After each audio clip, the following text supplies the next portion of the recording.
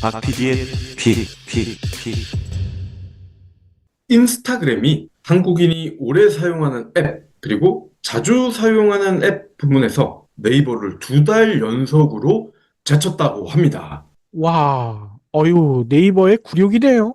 네, 어제 나온 통계예요. 스마트폰 사용자를 표본 조사했더니 지난 5월 인스타 사용 기간은 3억 8,993만 시간, 유튜브에 18억 210만 시간, 카톡에 5억 6,587만 시간. 그러니까 세 번째로 오래 사용하는 앱이었다는 겁니다. 자, 그럼 유튜브가 1위고 카톡이 2위, 인스타가 3위. 4위는 어디였을까요? 4위는 바로 네이버입니다. 네이버와 인스타의 격차를 보니까요. 3.3배 수준으로 벌어졌습니다. 그렇군요. 자주 사용하는 앱 부문에서도 네이버를 제쳤다면서요? 맞습니다. 자주 사용하는 앱 부문에서도 2위 자리를 완전히 굳혀버렸어요. 지난달 기준으로 인스타 실행 횟수가 178억 5,500만 건, 카톡이 787억 6,700만 건. 여전히 카톡에 비해서는 건수로는 많이 부족하지만 그래도 2위입니다. 반면 네이버는 143억 9천만 건, 유튜브가 139억 7,300만 건 순이었어요. 그 횟수로 따지니까 아무래도 카톡이 압도적으로 많긴 많을 텐데 2위부터 봤을 때 인스타가 네이버는 물론이고 유튜브까지 넉넉히 제끼고 있다는 겁니다. 성장성 둔화 우려가 갈수록 커지면서 네이버의 주가도 지금은 역사적인 저점입니다. 17만 원대까지 추락을 했어요. 네이버가 글쎄요, 불과 한 2년 전만 하더라도 40만 원대까지 갔었는데 지금은 17만 원, 거의 3분의 1 토막이 난 거죠. 주주들은 이게 현실이냐 하면서 놀라워하고 있는데 안타깝게도 박 PD, 이 PD 모두 네이버 주주 아닙니까? 어쩔 수 없이 강제적 장기 투자를 하고 있습니다. 참고로 네이버의 소액 주주들은요, 삼성전자 다음으로 많은 100만 명에 달합니다. 와, 그렇게 많군요. 중3인 딸이 최근에 갑자기 이런 얘기를 합니다. 아빠, 나도 주식 살래. 그래서 고등학교 가면 사지 그러니? 라고 했더니 우리 반 애들 네다섯 명이 이미 하고 있어. 라고 말을 하는 거 아닙니까? 벌써 중학생이 하고 있다고요? 그렇습니다. 수학 선행학습이 기본이라서 그런지 요즘은 주식 투자도 이렇게 선행학습을 하는 모양이에요. 그래서 말 나온 김에 어떤 회사 주식을 사고 싶은데? 라고 물었더니 와우, 제가 생각지도 못한 답변을 합니다. 요즘은 엔비디아, 마이크로소프트, AMD, 그리고 배당금 많이 주는 스타벅스를 많이 사던데? 라고 하는 거 아니겠습니까? 아니, 해외 주식 투자를 한다고요? 맞습니다. 그리고 스벅을 배당을 많이 하는 주식이라는 것까지 알고 있더라고요. 저는 처음에 질문을 했을 때 당연히 삼성전자나 네이버나 카카오, 그리고 연예인 좋아하니까 하이브라고 할 줄 알았는데 제 예상을 완전히 벗어났더라는 거죠. 아니나 다를까 9일 국내 증권사가 미성년자 계좌를 대상으로 올 5월까지 순매수 상위 종목을 집계했더니 미국 전기차 기업인 테슬라가 1위에 올랐더라고요. 다시 한번 말씀드리지만 미성년자 계좌 대상입니다. 테슬라 다음으로 인기를 끈 종목이 마이크로소프트였고요. 그 다음이 미국 S&P 500 ETF입니다. 타이거라는 ETF였고요. MS는 미래에셋증권 3위, NH투자증권에서 5위, KB증권에서는 4위, 세 곳에서 모두 5위권 안에 들 정도로 아주 인기가 많았습니다. 아무래도 AI 열풍으로 수혜주로 분류가 됐기 때문이겠죠. 그렇군요. 아니, 1년 사이에 주식 환경이 완전히 바뀐 것 같아요. 맞아요. 작년까지만 해도 미성년자 계좌 순매수 1위 종목은 모조리 국내 주식이었단 말이죠. 작년에는 포스코홀딩스, 그 전년도에는 삼성전자가 1위였습니다. 그런데 1년 사이에 이렇게 미국 주식을 죄다 사고 있다는 겁니다. 자녀를 위한 투자 종목으로 해외 주식은 갈수록 선호도가 높아지면 높아지지 낮아지진 않을 거예요. 왜냐? 미국 주식을 사야 수익을 낼 수 있기 때문이죠. 코스피나 코스닥은 투자해봐야 손해를 안 보면 다행이다 라는 인식이 그만큼 널리 퍼져 있다는 뜻입니다. 주말에 등산하셨다고요? 주말에 지역 축제 다녀오셨다고요? 니곽스 베이스워시로 세탁하셔야죠. 면이 아닌 화학섬유는 전용 세제로 빨아야 오염물질이 제대로 제거됩니다. 일반 세제로 세탁하면 잔여 오염물이 남아서 옷장에서 냄새가 날 수 있어요. 평일에도 속옷은 물론 아이들 교복, 체육복이 세탁 바구니에 쌓인다고요? 이런 옷들도 대부분 화학섬유로 만들어졌습니다. 지금은 니곽스 베이스워시 할 시간입니다. 베이스워시는 네이버에서 경불진모를 검색하시면 구매하실 수 있습니다.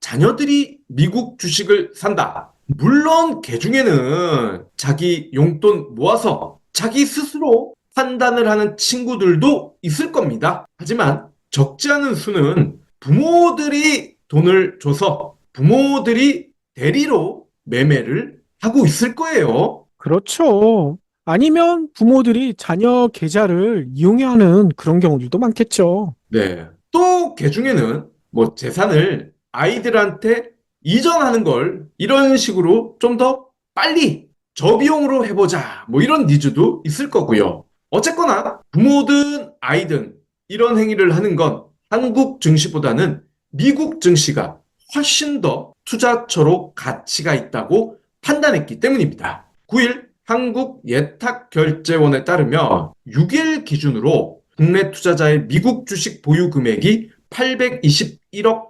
1,800만 달러, 사상 최고치를 다시 찍었습니다. 올해 초만 하더라도 673억 달러였어요. 근데 앞자리가 6에서 8로 이렇게나 빨리 바뀌었다는 겁니다. 5개월 만에 22%가 급증했어요. 엔비디아를 비롯한 AI 관련주 주가가 급등했기 때문이겠죠. 한국 주식은 떨어지기만 하는데 미국 주식, 특히나 엔비디아는 떨어질 줄 알았는데 계속 오르잖아요. 국내 투자자의 엔비디아 보유 금액은 연초 44억 달러에서 최근에는 119억 달러, 거의 3배가 불었습니다. 개인과 기관들이 공격적으로 사들였고 주가가 150%나 오르면서 전체 보유 금액이 급증한 까닭입니다. 이러한 영향으로 엔비디아는 지난달 말 서학개미의 최주식이었던 테슬라를 제끼고 해외 주식 보유 금액 1위에 올랐습니다. 다른 AI주들도 죄다 올랐잖아요. 맞습니다. MS 보유 금액도 같은 기간 38.7%가 늘어서 38억 달러가 됐고요. 구글의 알파벳도 19.4%가 증가한 24억 달러로 집계가 됐습니다. 국내 투자자의 미국 주식 투자액 4년 전만 해도 91억 달러에 불과했습니다. 그런데 4년 만에 투자 규모가 무려 9배가 불어났습니다. 9배. 어마어마하죠? 대조적으로 국내 증시에서 개인의 투자 열기는 완전히 식어버렸습니다. 유가 증권 시장에서 개인들은 올해 11조 5천억의 매도 우위를 보이고 있습니다. 한마디로 국내 증시는 애들도 안 들어간다라는 겁니다. 어쩌다 우리 증시가 이 지경이 됐을까요? 금투세, 유상증자, 물적 분할, 무배당, 재벌오너 리스크, 많은 이유가 있을 겁니다. 그런데 저는 더 본질적인 원인을 꼽고 싶습니다. 앞서 언급한 네이버. 제가 왜 네이버 이야기를 했을까요? 한국 기업의 경우 지금 당장은 물론이고 가까운 미래에도 글로벌 시장을 주도할 플레이어가 눈에 띄지 않는다는 겁니다. 지금 우리나라 대장주만 하더라도 삼성전자와 하이닉스를 꼽을 수가 있는데 얘네들조차도 엔비디아에 HBM을 납품하느냐 못하느냐 초미의 관심사 아닙니까? 엔비디아의 간택 여부가 생존과 직결되는 상황이라는 겁니다. 꽤 낯설지 않습니까? 그러니까요. 아니, TSMC만 하더라도 대만에 이 반도체 관련된 생태계가 조성됐기 때문에 이 엔비디아가 투자하건 말건 별 상관없이 계속 성장하고 있는데 우리나라는 엔비디아 젠슨 황이 말 한마디에 따라 이 주가가 출렁거리고 투자가 달라지고 이건 너무 심한 거 아닙니까? 생태계가 없기 때문에 이런 일이 벌어지고 있다라는 지적을 안 할래야 안 할 수가 없을 것 같아요. 물론 제드래곤이나 채태원은 글로벌 기업과의 파트너십이다. 이렇게 세련된 표현을 할 수가 있지만 글쎄요. 제가 봤을 땐 그냥 노예로 전락한 겁니다. LG엔솔, LG화학, 삼성 SDI, 2차 전지 대표 종목이죠.